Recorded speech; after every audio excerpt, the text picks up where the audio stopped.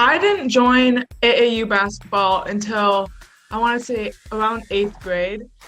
And because I didn't really think, I was like, oh, like I'm good, but I don't really know. Like AAU kind of seems like a big deal. Like this is, you are going to college, you want to play for a college. And eventually, when I got in, I tried out for the Minnesota Fury from the get-go.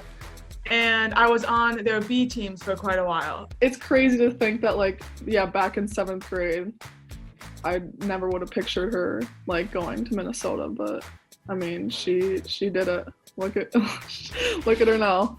And look at her now is right. Maggie Czinano of Watertown-Mayer, go Royals, is one of 3 recruits the Gophers women's basketball program will invite on campus next year. But, as you just heard, this wasn't some childhood prodigy. This was a young lady who from a small town became one of the most coveted recruits in the state of Minnesota. She's pretty good. She is just such a unique player where she's like a guard, but she's also over 6 foot, and she can run the floor. She can go in the paint. She can shoot. She can take the ball up. She can handle the ball. She can play inside. She can play with her back to her basket. She can play facing the basket. So she's got great versatility on the offensive end. On the defensive end, like I said, we can put her just about anywhere, and she can defend. She can defend the 5. She can defend the 1. So coming from a small school, again, playing all 5 positions, we don't really have those huge bodies and those really small, quick point guards. Like, you kind of got to be ready to play all 5 positions, which has definitely helped. Like, having those ball handling skills while still being the tallest on the team is definitely big. No pun intended. It's apparent, though, what she can do on the court. But as I came to learn, it's the person off the court that is maybe equally as impressive. She's such a supporting person, and it is like, you don't find that a lot of days with like teenagers. Like, usually it's just kind of like the selfish, whatever. But Maggie is just like the best friend you could ever have. I'm more proud of the fact that of the person who she is.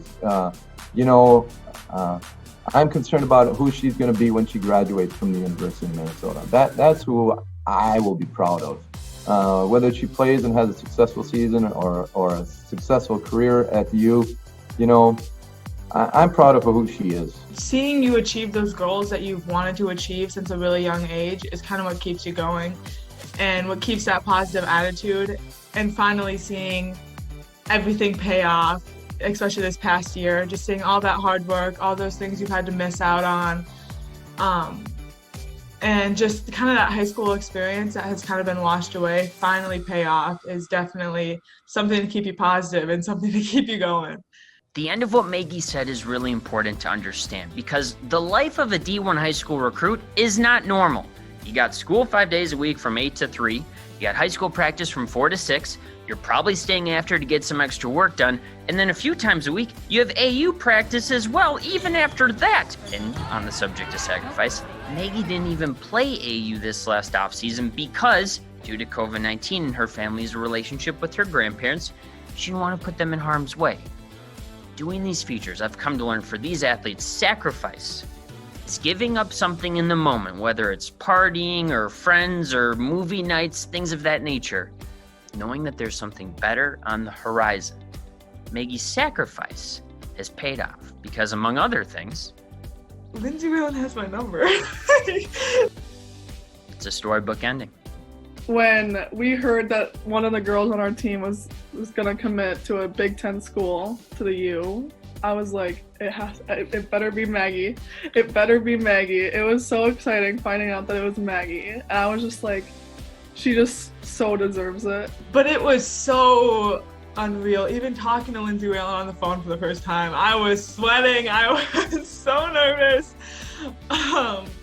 But they actually offered me my scholarship while I was at school. Like, we have a lunch break, and I was like, you can call me then. Like, I have 20 minutes. You can call me. And I was freaking out. My mom's a high school teacher at my school, so I was running in her room like, it happened, Mom, it happened. Like, crying, screaming. Because growing up in Minnesota, that's always a dream. Like, you watch the Gophers when you're little, you watch Lindsay Whalen when growing up, and it was, for a couple months after that, it was just so surreal, and it felt like a dream, but here we are, and I'm so thankful to be in this position.